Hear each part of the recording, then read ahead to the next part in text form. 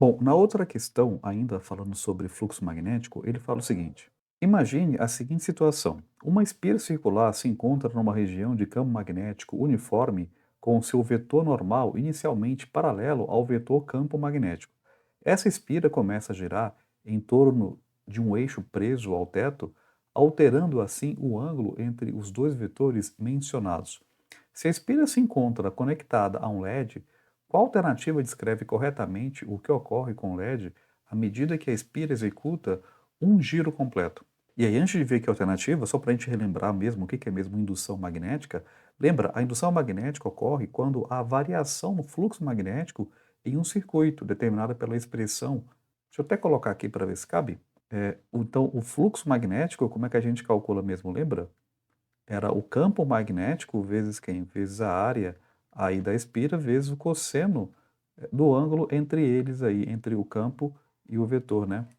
Bom, sendo assim, é possível gerar uma corrente elétrica na espira pela variação do campo magnético incidente e pela variação da área da espira ou pela alteração do ângulo entre a normal da espira e o campo magnético. Então, são essas três possibilidades que a gente tem para variar aí, no caso, o fluxo magnético aí, em uma bobina. Quando a espira gira de maneira descrita, há uma variação no valor do ângulo, né?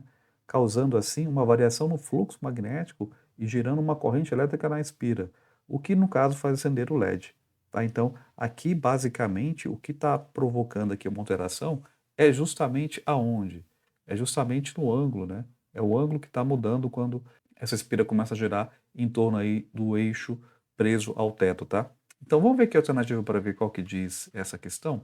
Aqui no item A ele fala: o LED só se acenderá quando o ângulo entre a normal expira e o campo magnético for nulo. Pelo contrário, né? Não pode ser nulo. Se for nulo, não vai ter fluxo magnético, né? Então não pode ser não, tá? Bom, aqui no item B ele diz: o LED se manterá apagado o tempo todo, já que não há variação da área da espira, fator necessário para gerar a indução magnética dele.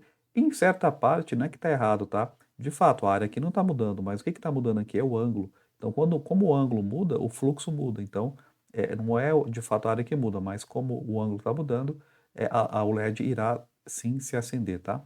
Letra C fala: o LED se manterá aceso conforme gira a espira, pois o fluxo magnético varia ao longo dessa situação, gerando indução magnética, correto, né? Devido aqui ao ângulo, como eu acabei de falar. Vamos ver aqui o item D para ver o que ele diz. O LED se manterá apagado o tempo todo, não, né? Já vimos que ele vai acender. E a letra E diz: o LED só se acenderá quando o ângulo entre a normal expira e o campo magnético for máximo. Não, não é só quando ele for máximo, né? Então, na verdade, quando ele tem que variar para fazer com que o fluxo magnético mude, né? Então, não é só quando é que é máximo que vai acender, pelo contrário, né? Quando tem uma variação do ângulo, né? Então, a gente vai ter aqui uma variação também no fluxo magnético, tá? Então, de fato, aqui a única correta seria a alternativa C, que indica muito bem essa brincadeira. Bacana? É isso.